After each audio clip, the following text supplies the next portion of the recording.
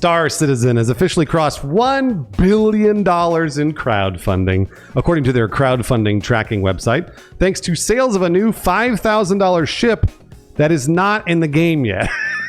And obviously, no, there is no release date for Star Citizen. Welcome to Inside Games Daily, the only gaming news show brave enough to still occasionally play the game while thinking this is kind of super scummy. Yeah, I mean, there's nothing like it. There truly isn't. There's a dynamite clip that I think sums up everything about Star Citizen, and we'll show a little bit later. But yeah, you don't have to buy it, right? That's what everyone says. The community is kind of torn between, don't reward them for this garbage and also let people enjoy things. So it's a tug of war, but the $5,000 ship is shockingly winning. What a surprise. Star Citizen crossed the milestone in crowdfunding yesterday, fueled by the in-game DefenseCon event and sales of the $5,000 Anvil Odin battle cruiser. Yeah, this is an impressive ship. At least it will be when it exists in the game. This monstrosity can accommodate a crew of between 33 to 65 players and up, more than 65. Ooh, it's over 250 meters long and offers 6 integrated side hangars to rapidly repair, refuel, and rearm ships during active combat. It's got loads of missile banks, a giant laser cannon on the front. It's got a briefing room. Everything you could imagine. Yeah, good stuff. Also, Lawrence, it doesn't exist. That's right. Yeah, not real. Not even fake real. Not even video game real. There's only images, and that's all. That's right. They have. I'll be honest with you, though. I was like, who would buy a $5,000 JPEG? And it turns out a lot of people from the player base of Star Citizen will buy a $5,000 JPEG. This is my favorite part of this whole thing. Because not just anybody can actually have the privilege of paying $5,000 for a PNG, right, Lawrence? Tell them why. That's right. Yeah. There was an audition process. Hopeful Starship captains had to apply to join the Odin Founders Club, which involved writing an essay about why you want an Anvil Odin. It's like fucking college, dude. Like, that's crazy. You're making us do homework and shit, and also taking $5,000. Oh my God, this stuff makes me like, I like the game, I really do, but holy hell. Those that were lucky enough to be chosen to join the club are able to buy what Robert Space Industries calls a, quote, limited vehicle concept pledge that will be available to play in a later patch. Later patch. That's a fun phrase in Star Citizen, yeah. No even theoretical release window is offered about when this ship will be available in the game.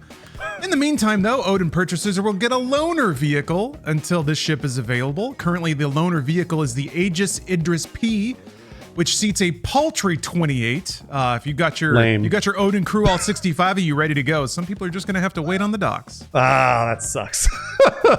And one final kicker: the ship will theoretically be available in Star Citizen once it fully launches. But I don't think the game's going to fully launch. Maybe ever. We're not sure. Maybe. I mean, it's supposed to happen a few years after Squadron 42, and that's any day now, I suppose. Yeah, so you will be able to buy it in-game, I guess, with in-game credits properly. So being able to buy the ship is not an exclusive thing that warrants necessarily spending $5,000. The other angle to this is that the paints only come with the version of the ship that you buy with fresh cash. So you're saying it's $5,000 for the paint. Is that what you're saying? Oh, the ship and the paint. But the paint is the only thing that's truly exclusive to the $5,000 version of the ship. Yeah. All right, I just want to make sure. That is crazy. This is it blows my. The more that I talk about this, the more it blows my mind. Just to be perfectly clear, the Odin can also be purchased with store credit, which you can obtain by trading in previously purchased ships. But that costs more and doesn't include the exclusive paints that we just talked about for $5,000. Also, by the way, if you're purchasing the Odin with in-game credits, it's probably going to be a shitload of money. I would imagine it'd be like 50 million credits or something like that. Yeah, an absurd amount. It's really more the concept that you'll be able to do it versus the reality. I mean, again, it's not in the game. We don't know how much it's going to cost, and those prices could move around. Who knows? Yeah, as you might imagine, asking $5,000 for an unfinished, or as far as we know, unstarted ship in an unfinished game has even the game's supporters feeling a certain type of way about this. Yeah, it does. Reddit user Toastless Memes posted a thread titled, quote, I just bought a $5,000 Odin JPEG, ask me anything, on the Star Citizen subreddit, only to respond in good humor to a long line of roasts about their irresponsible spending. Yep. They offered this explanation for their spending in one of the more sincere replies. Quote, I measure my happiness with a game based off of how many hours I've played it. Despite the game being buggy and broken at times, I play this game more than anything else in my limited free time. So for me, as long as things keep improving and they keep adding content, then I will be happy with my purchase. There you go. That's not really all that matters, I guess, if you spent the money. Meanwhile, other users are frustrated that they received an invite to buy one, only to find that the ship, which obviously doesn't exist, is sold out. Somehow, yeah. What? Yeah, Reddit user El Kunas innocently replied, how do pixels sell out? Huh? Other community members are slowly realizing that there may be no JPEG too expensive for Star Citizen enthusiasts. Megalodon Hunter solemnly writes, quote, I sort of just wish one time we would boycott something to really prove the point, but it felt like the Odin should have been that moment. Yeah, when you look around and you realize, despite what everyone says, what they do says something vastly different, and at some point you just throw up your hands and realize that's the way it is. And yeah, being a Star Citizen enthusiast and assuming that there may be some amount of standards that the audience would hold the developers to, slowly realizing that doesn't exist. I've been realizing that in some other things in life on a larger scale, but we'll leave that for another topic. All of this is in a game where your character can slip and bonk themselves dead on flat ground. And I've done it. Yeah. Have you seen this clip, Bruce? To me, this is pretty prime Star Citizen. Just a dude aura walking down a hallway and then zoop, bonk dead. Just right on the ground. I love it.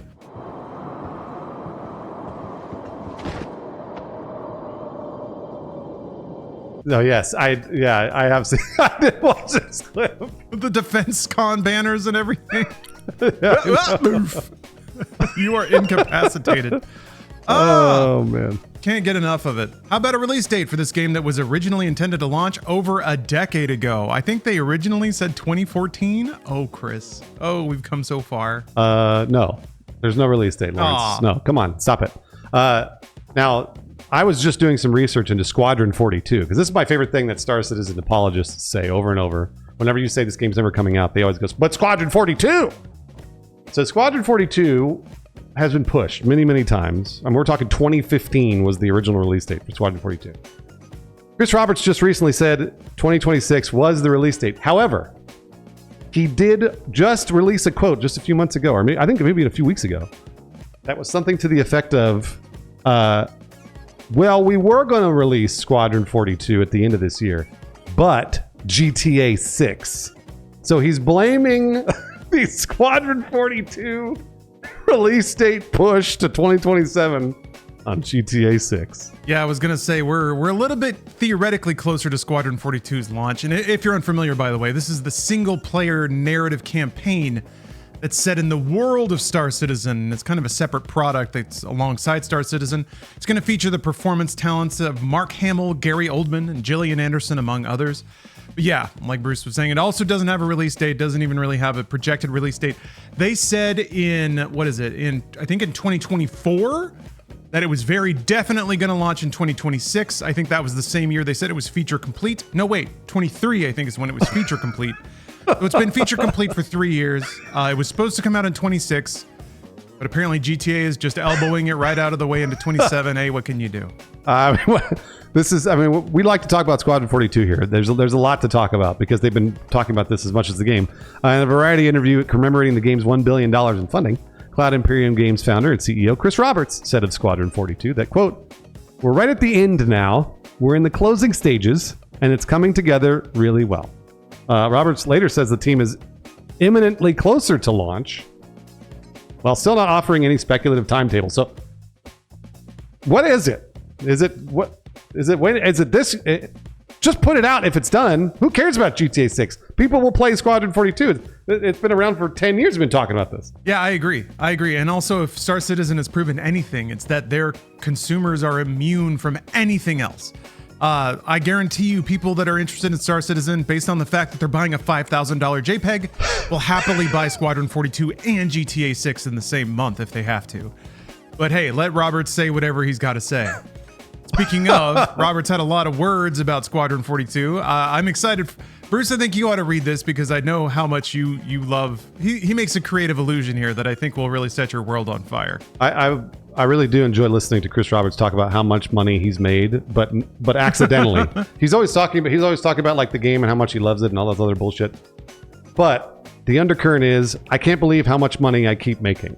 I love it. It's my favorite. All right, so here's his quote about Squadron 42. I've been very lucky as a creative because I've had the ability to take the time and have the funding to really do it. James Cameron had that when he was doing his avatars. This is sort of like my version of it in games where I've had the time. I've been able to spend the time to get the tech. And so the vision that's being delivered is really my imagination, my vision from the beginning. And that's not something you always get the chance to do. So I'm pretty grateful for that. And I'm also very excited for people on the outside to experience it in the year 2032 or whenever it comes out. We got to make it to 2032, Bruce, because man, the video game version of Avatar, can you imagine? There's so much built-in comedy to James Cameron blowing billions on Avatar, and then it's two blue people like rubbing their ponytails together, and then everyone in the audience is like, "Oh, it's amazing." Well, that's just me actually, but so yeah, for him to say this about a space opera where he gets his favorite actors to like. There's no way it's going to be like profound, right? Oh no, the fleet is around the rings of Orion. We have to initiate the slip drive. Except it's just going to cost $1 billion to say the same thing. I don't know. I want to be proven wrong. I can't wait to see it because I love it when any amount of money, like that volume of money, is set on fire to make something. That's right. And also all this vision bullshit that he's talking about. Lawrence and I have played a lot of Star Citizen. So the vision is right now you have a 50-50 shot of properly getting out of the bed after waiting for 10 minutes for the game to load. That is the vision that you're playing currently, just so you know. Yeah, one of my favorite Star Citizen moments was rolling out of bed to fall through the floor and then directly into space and dying. And then it just respawns you back in the bed. So you're like, well, let's roll the dice again. Hopefully I land on the floor this time. And if you want to experience this magic, good news. Star Citizen is currently free to play until May 27th to celebrate Defense Con. You can dive in yourself and see what $1 billion can buy you in terms of video game. Oh, man. Also, Brian wrote this in the Discord because this is true. So for context here, the most expensive movies that we think, we're not exactly sure, but most expensive movies ever made. Jurassic World Dominion cost $465 million. Star Wars Force Awakens cost $447 million. And then obviously GTA 6 is actually estimated to have cost between $1 billion and $1.5 billion. But that game conceivably is coming out, I think. I think we're going to get it in a few months here. I don't know about Star Citizen. It's also Grand Theft Auto, we'll see. It is an existing franchise that is one of, if not the biggest in all of gaming. I guess you could compare it to Minecraft or something like that, or Roblox as an entity. But yeah, that game's actually going to exist and will it entertain the masses and I don't know, probably cost a normal amount of money. We'll see how they monetize it in the future. Lord knows GTA Online has its share of Robert's space industry level monetization. But for the most part, the things they sell you actually exist in the game when you can buy them. So also, so you're aware, Lawrence and I have been playing Star Citizen now for years. I really love Star Citizen. I think it's really, really fun. I think part of the fun of the game is the jank. It's always broken. You never fucking know what it's going to happen ever. I mean, just a few weeks ago, they had released a patch that was a disaster, and it was right before a free-to-play weekend. So they were like, never mind. No free-to-play weekend. The patch fucked it. And I was like, they're still doing this. They're still fucking it with these patches right before free-to-play weekends, and it's 2026. This game has been going since 2013, I think, 2012, something like that. It really is shocking. Like, I always imagine that one day they're going to release a patch for this game and everyone's going to go, oh, that was cool. Like, no, there won't be anything wrong with it. It'll just be people having fun. But that is not the case. So that's why when we're laughing and joking about Star Citizen, the juxtaposition of the fact that it's made $1 billion in crowdfunding to what the game actually is mind-blowing. I can't ever figure it out. And Lawrence, I don't know if you know this, but I read the comments every day. You know this. I read the comments every day on Inside Games. We still get one comment a day. On our last Star Citizen video, we called it Star Citizen is a Scam. We still get a comment a day. Then I look into it, and there's always some fucking dude apologize, being like, well, guys, stop making fun of Star Citizen. It's like, no, we're not going to stop making fun of this video game. It's ridiculous. Yes, Star Citizen is in that funny little category where I respect it, but also mock it about as mercilessly as I can. Unlike some other games, you can see some glimmer of where all that money went, sort of, in Star Citizen. There is a simulation powering that game that is very strong and very authentic. And if it ever achieves like 95% stability, it'll be something pretty magical. And I think for a lot of people, it already is very magical. They're bought into the vision because they can see it, and I can see it playing it. So I respect that. I respect that as a game and as an engineering platform, it truly is trying to do something no other game has at a scale no other game has tried. A lot of the developers that used to do that, and I'm kind of thinking about Bethesda here, they kind of dropped that ambition a little bit, and they still break their own games with their patches all the time.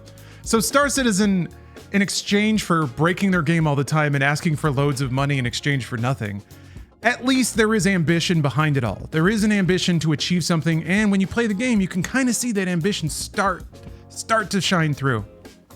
So that is very exciting, and I welcome the day. And also, as a huge Wing Commander fan back in the day, I'm really excited for Squadron 42. I love me some overwrought, overproduced single-player narrative games, mostly because you get this, in the past, you used to get this juxtaposition between garbage writing and like terrible performances, but lots of money. I don't think we'll get terrible performances, not sure about the writing, but hopefully it is just this overproduced, big Hollywood, ridiculous production. Because Lord knows Chris Roberts had his run through Hollywood. Remember the Wing Commander movie? That was fun. So he's at least he at least made a film, so he knows something about directing. I don't know. I'm looking forward to seeing it happen because I think it will happen. It'll just take forever. And to Chris Roberts' point, not to give the man too much credit, but he is right in that there is no other game like Star Citizen that was funded in this way and given the clemency by its audience to take a decade to potentially release, even though we're not there yet. So yeah, it is kind of a unicorn in that way, and not many, pretty much no games can get away with that. So they are trying to do something new. They have the environment to do something new, and let's hope that they actually cross the finish line someday. They're getting there, I guess. I really don't even know. Every time I load in, it's always some new bug that I was like, what? Why did this happen? And I was just talking to somebody about GTA Online because I just recently had played GTA Online. I hadn't played it in a few years. And I got to play with Lawrence and Max and Beth. And I was talking to them and I was like, once we got into it and we actually were playing the game and having fun, it is magical. It was a magical experience, GTA Online. I think everybody knows that. It's pretty obvious. But the only other game I could think of that compared to that was Star Citizen. Star Citizen, if you actually are playing the game, nobody has any problems, and you get to go do a fun thing in the universe, there is nothing else like it. There really isn't. So I'm not trying to yuck anybody's yum here. I don't want you to think that I'm like over here shitting on whatever you did. Like if you spent $5,000 on a JPEG, whatever, I don't care. But I want you to know that. It's very important. I think it's really cool, and it is, like Lawrence said, there is no other game like it. There is magic to it. You can get all your friends together and actually do something, but it's hard to get there. And GTA Online also has a little bit of a barrier to entry, less than Star Citizen. So you have to get through all these crazy menus and all this other bullshit to finally go have fun. Star Citizen is even more so a barrier to entry. But once you get there, it's extremely magical. Yeah, just figuring out how to pick something up or even like operate a light switch. Those can be ordeals in Star Citizen, and it's one of those magic moments where you're like, is the game broken or am I doing it wrong? Or is it just really laggy? So like 10 seconds after you do something, suddenly everything flies around in your room. Yeah, it's a magical time. Yeah, there's really nothing like it. Hey, speaking of magic, thank you very much for watching Inside Games Daily. Your choosing to watch this show enables the magic entirely, so thank you very much for that. Hey, maybe if we had $1 billion to go around, we could make a show that crashes all the time and promise a bunch of stuff we never do, but alas, we are just humble gaming news vendors. We do have a Patreon though, because of course we do. We don't sell JPEGs because we give them away. I don't know why. That's right. Our Patreon is basically a meme dumping ground for me. So check it out if you want a sensible chuckle during your lunch break. I post a free meme with every episode we do for free on the Patreon, so please check it out. On that note, we do have some patrons that support us despite getting the memes for free, so thank you very much. Radin003, Caleb Clark, Name Hogger, Matt Bogenberger, and BB Prime. It's got me thinking though, Bruce, maybe we should whip up an expensive looking JPEG to whet people's appetites. Maybe we should get Brian to like sign a digital headshot or something. $5,000 for a Brian pledge.